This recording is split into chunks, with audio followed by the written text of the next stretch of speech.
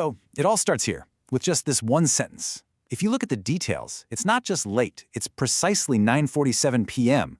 The sound isn't just loud, it's a pounding, and it doesn't just break the silence, it hits it like a physical blow. Right away you can feel it, the threat is immediate.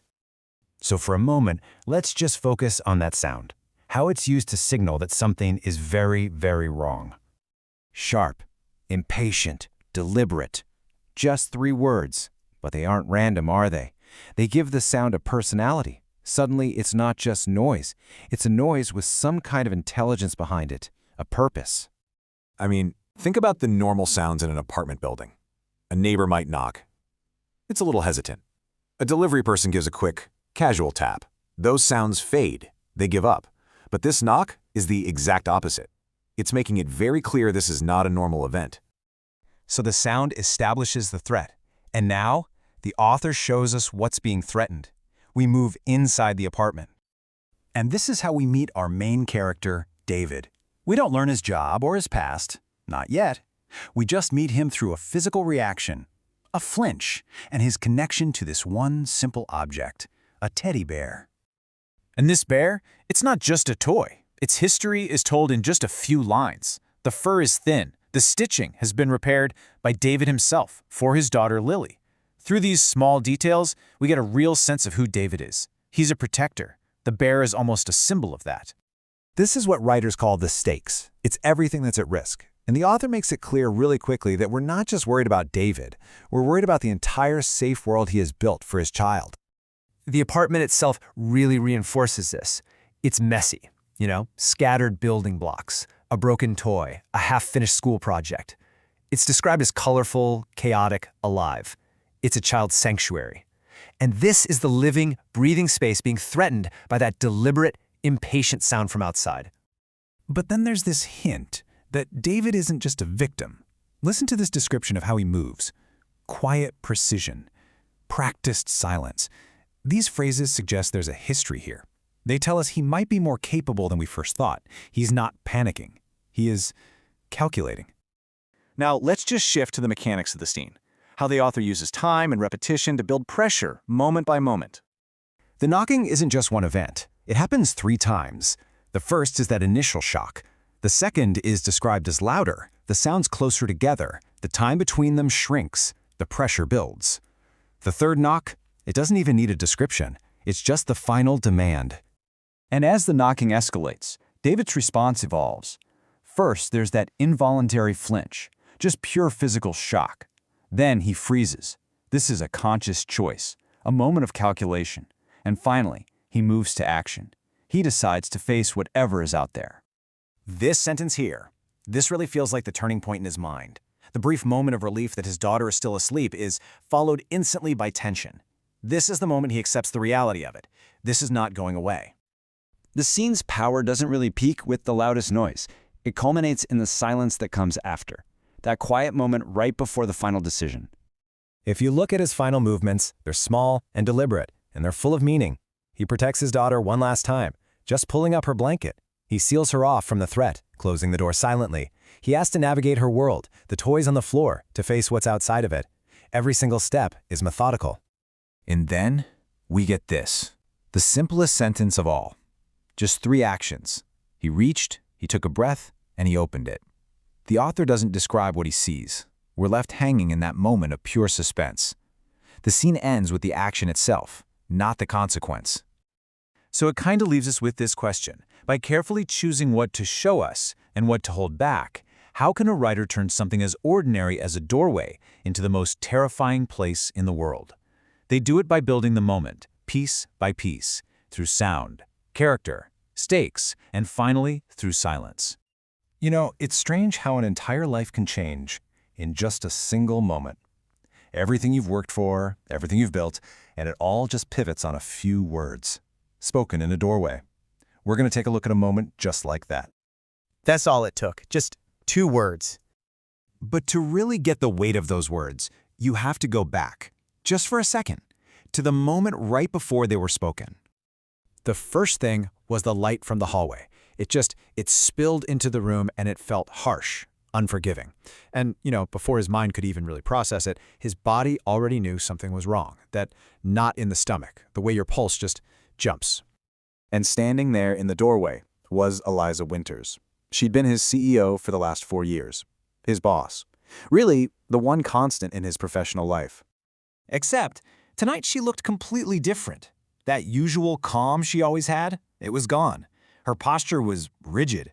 Her expression seemed strained, and you could see this flush on her face, maybe anger. She didn't even say hello. And then she spoke. The words, they just landed with this dull, heavy finality. His mind immediately started scrambling for a reason, a mistake, some kind of misunderstanding, but nothing. Nothing came.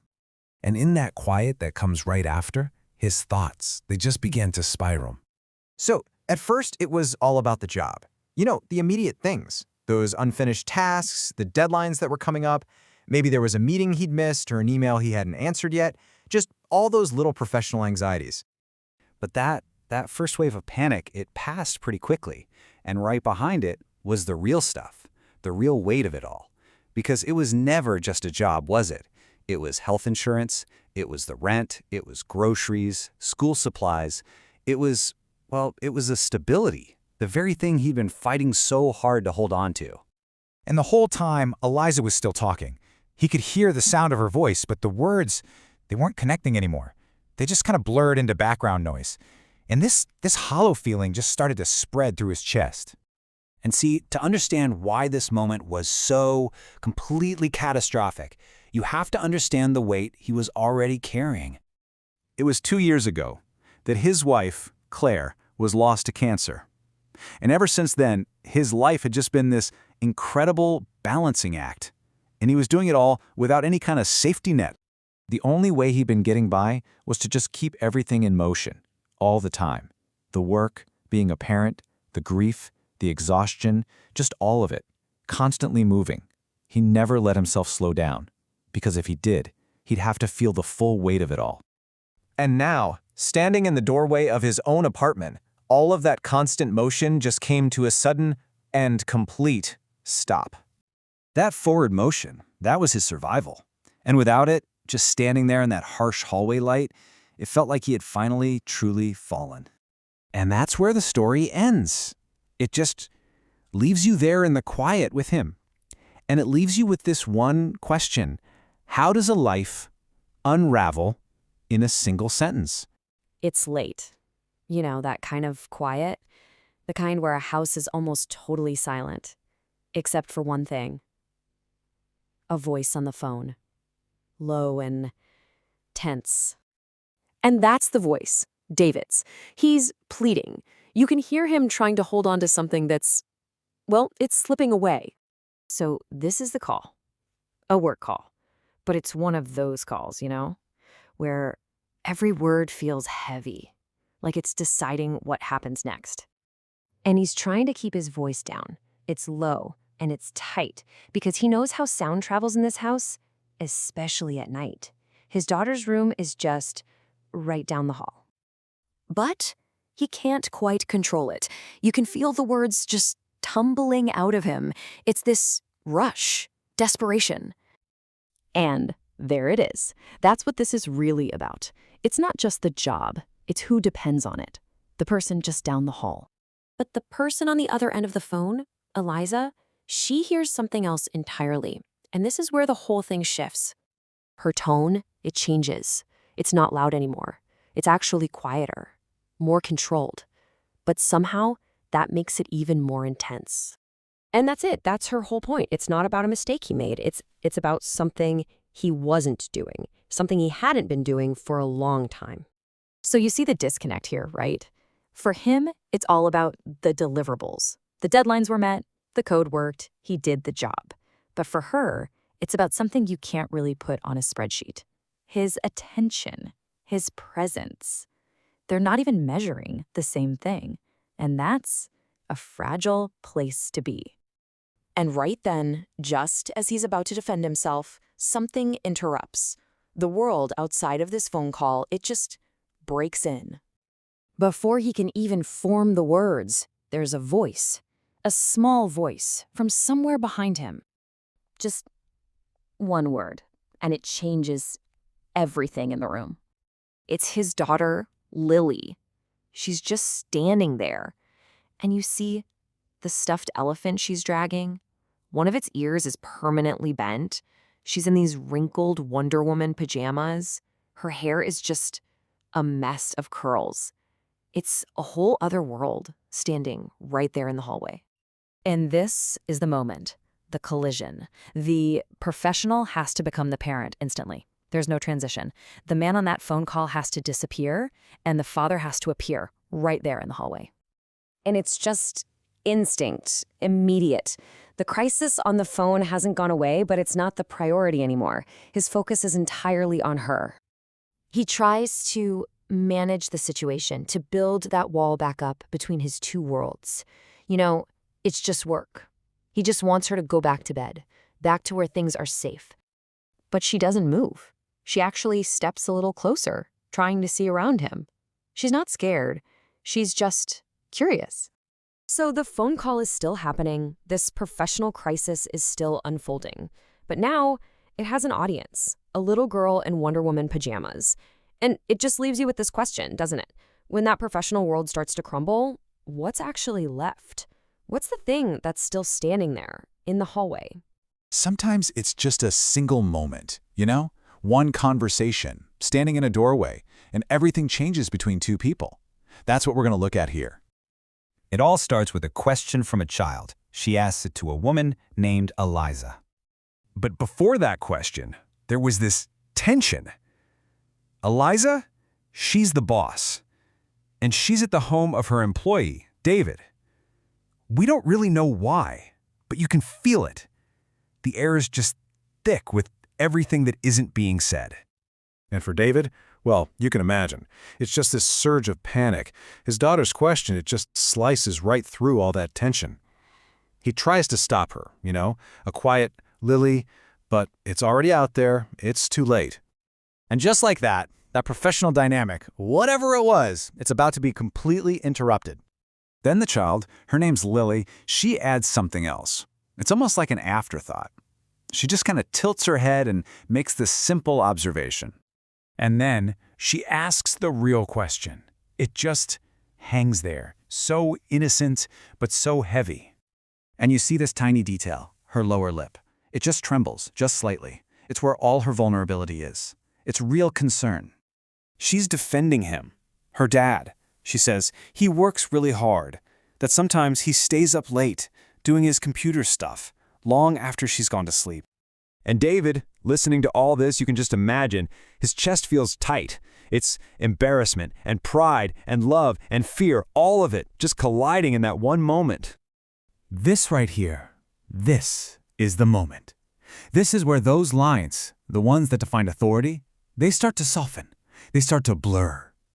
There's a silence after she speaks, and in that silence, something just changes, fundamentally. You can see it on Eliza's face. The tension that was there, it just softens. It's almost imperceptible at first, but it's there.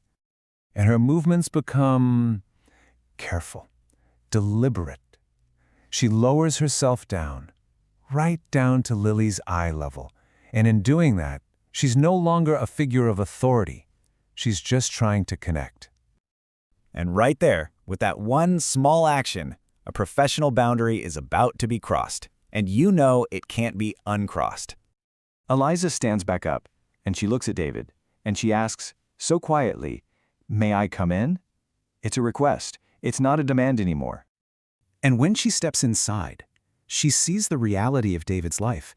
It's not about judgment. It's just what is. Dishes piled in the sink, a basket of unfolded laundry, a kid's drawings taped to the refrigerator. It's just the evidence of a life stretched a little thin. Eliza just takes it all in. And then she turns to Lily.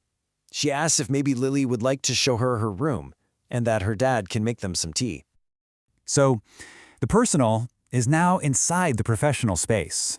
That line has been crossed, and it just leaves you with this question, doesn't it? What happens now? What happens after you're invited inside? They were sitting across from each other at his kitchen table, and there was this silence, just sort of stretching out between them. And the question, it just hung there in the quiet.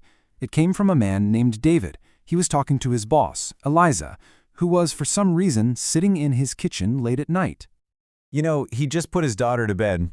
I think his hands were still shaking a little when he filled the kettle. And now, the steam coming off their mugs was about the only thing moving in the room. She wrapped her hands around her mug, and she said it quietly. She said, "Because you wouldn't have heard me there either," implying the office. He just wasn't present there. And what she said next, it wasn't really an accusation.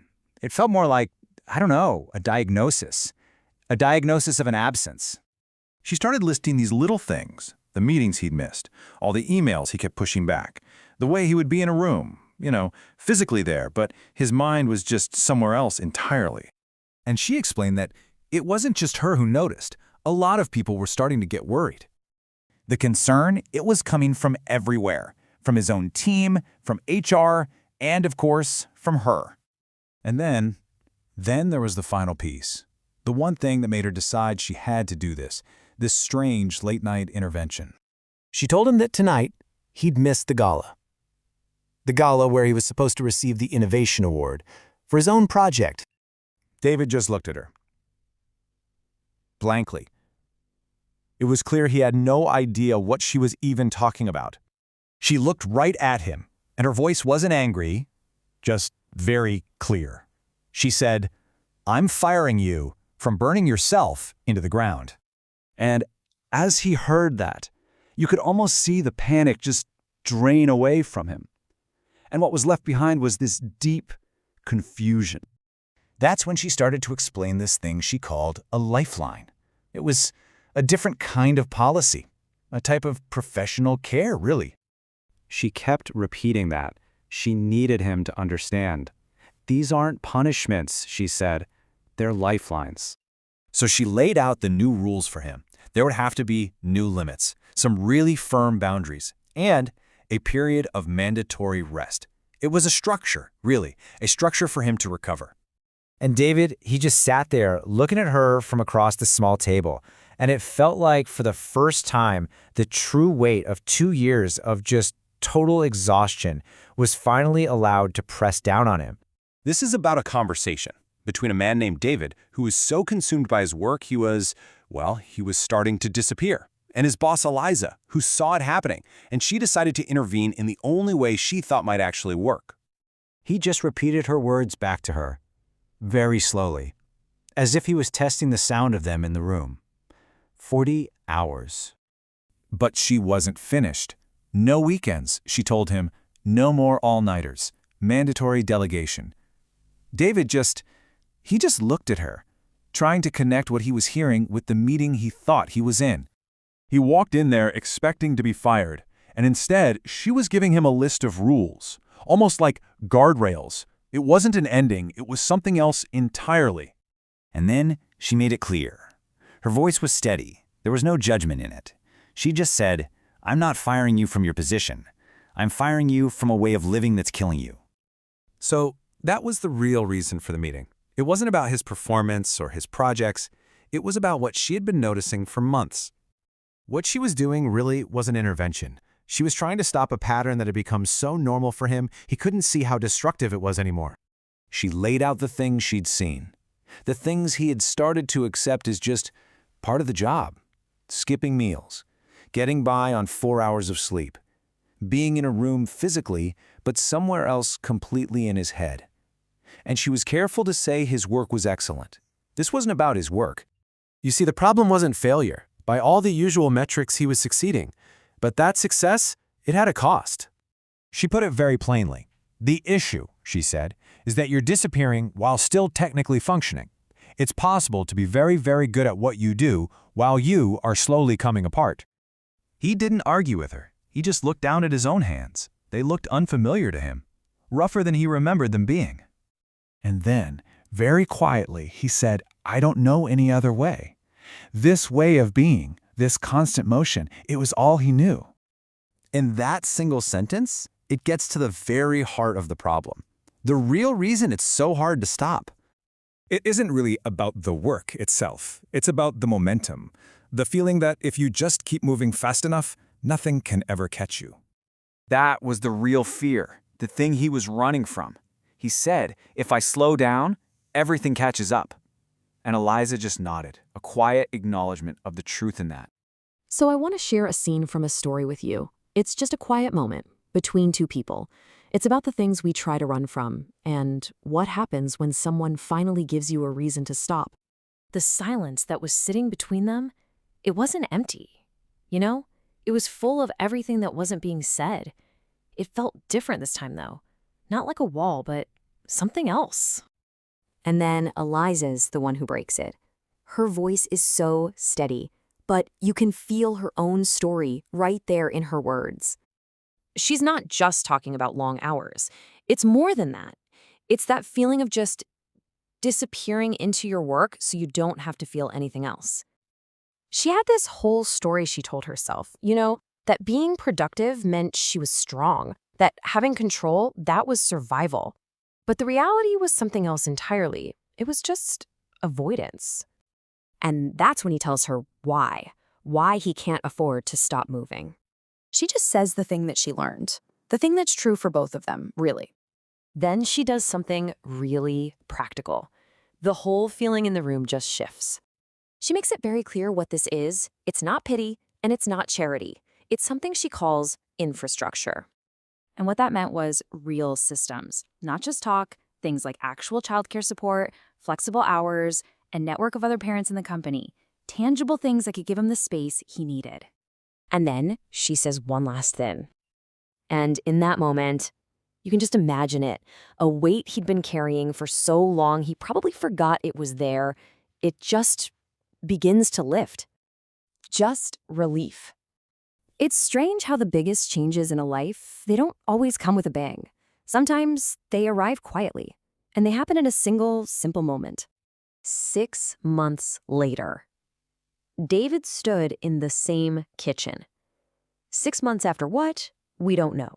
But he's there, in a place he knows well, where everything had shifted. You know how that is. The room is the same, the walls, the light, but nothing feels the same. He was watching Eliza, his wife, and their daughter, Lily. They were just there, at the counter. Both of them were dusted with flour, little white traces on their clothes, their faces. They were laughing. The cupcakes were a mess, really, frosted unevenly, but that seemed to be the point. It was such an ordinary moment, but for him, watching, it felt huge, extraordinary. And then his phone buzzed on the table, that familiar sound, the world calling. He didn't reach for it, he just let it buzz. Instead, he just kept watching his daughter laugh. And in that quiet, a thought came to him. Life, he realized, didn't always change in loud, dramatic moments. Sometimes it changed when someone just knocked on your door, and they wouldn't let you keep running, they just waited. And maybe the thing you're running from, it isn't what you think. Sometimes the thing you fear most isn't loss, it's just being seen. So sometimes the bravest thing you can do, it isn't some grand gesture. It's just to answer the knock at the door, to be there for the moment right in front of you. It's been about 3 months, and we're seeing David in a hotel ballroom. There's a charity auction going on, that low hum of conversation in the background. He's standing by himself, but there's this quietness about him. It's a little strange. He doesn't quite fit in, but he's not fighting it anymore. He's just there. You notice the change in the things he isn't doing. Like, for one, his phone isn't in his hand. He's not clutching it, ready to look down the second things get awkward. It's gone. And his eyes aren't darting around, not scanning for some urgent email, some fire he needs to put out. That constant sense of emergency, it's just not there. He's also not mapping out the fastest way to the exit, not thinking about tomorrow's to-do list or something he should have done yesterday. He's not planning an escape. He's just present. So that old anxiety he used to carry around, it's been replaced by something else, a kind of stillness. He's separate from the crowd, yeah, but he seems okay with it. He's just watching, and he seems all right in his own company. And that's when he sees her. Eliza. She's across the room. She hasn't seen him yet. And out here, away from the office, she just looks different, lighter somehow, like she left her professional armor at the door. And then they do. Their eyes meet, and the polite smile she has on, it changes. It softens into something else. Something warmer and quieter. Something that feels real. She starts walking over to him through the crowd, and when she gets there, all she says is, "You came." It's not a greeting, not really a question. It's just a statement, an acknowledgement. He smiles just a little, and he admits, I set multiple reminders and had Lily quiz me. He says it like he's half joking, but you know he's not. And she doesn't say anything back. She just laughs, a very soft, genuine sound. A little later, the band starts a slow song, and the music becomes the focus of the room. And David does something that feels, well, it feels surprising, even to him probably. He just holds out his hand to her. As he leads her to the floor, he says, almost under his breath, I should warn you, I'm very out of practice. It's just an honest little warning, no pretense. And her reply is just as simple. Then we won't rush. And just with that, you can sort of feel the pressure just dissolve. It's okay not to be perfect. So they dance, and it isn't smooth or graceful. They move carefully, a little imperfectly, and because of that, it feels completely honest. They dance for a couple of songs, and then, in the quiet space between the music, the conversation shifts. David circles back to something that's clearly been on his mind, to that night. He looks over at her and says, "Thank you for that night." She seems to know what he's talking about, but she lets him find the words. She just asks, gently, for knocking? He shakes his head, just slightly, for not letting me keep pretending I was fine. And there it is. That's the thing he needed to say. She just looks at him for a moment, and her reply is so quiet, so understanding.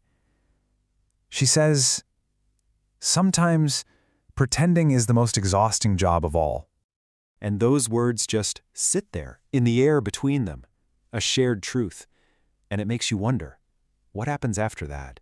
What comes after the pretending finally ends? This is a story about learning a different rhythm. You know, it starts with a feeling, this sense that any real change, when it first happens, it just feels wrong. And this feeling of wrongness, it had a shape, a specific kind of friction. First, there was this anxiety that came from letting go of control at work. It's that feeling, right? That if he didn't do it, it wouldn't get done right. Then there was this guilt, the kind that comes from breaking the unwritten rules. That feeling of walking away from your desk while everyone else is still there. And on top of that, there was just a physical discomfort, a restlessness that comes from just being still, almost like an itch in your hands to be doing something, to be looking at a screen. So this shift, it didn't happen overnight, of course. It happened through really small actions taken slowly. It really did start with the small things, like picking up Lily from school and just leaving his phone in his pocket the whole time, or cooking meals that took a bit more effort than a microwave. And then something else started to happen. He started sleeping through the night, more often than not anyway, and he really noticed the difference. So you have to wonder, what were the consequences of all these small changes? What were the fears he had versus what actually happened? Well, at work, nothing collapsed. In fact, the developers, they stepped up. The projects just kept moving forward. And at home, well, at home, Lily noticed. She just said it one evening, kinda out of the blue, just a simple observation. She said, "You're not tired all the time anymore." And in that moment, he just smiled. He realized she was right. That feeling he'd been having on the inside, it was just confirmed by someone on the outside. But this whole thing, it wasn't happening in a vacuum. There was someone else there, a quiet presence, providing this really subtle kind of support. His partner, Eliza, she was there, and her support was really defined more by what she didn't do. You know, she wasn't hovering, she wasn't trying to manage him or the situation. There was just nothing intrusive. Nothing was forced. Every once in a while, he'd find a book on his desk that she'd left for him, and there'd be a little note attached. It would just say something like, "This chapter helped me once." It was just an offering, never an instruction. It was just presence. And so, I guess that leaves us with a question, doesn't it? When we finally manage to learn a new rhythm and make a little space in our lives, What happens in the quiet that follows?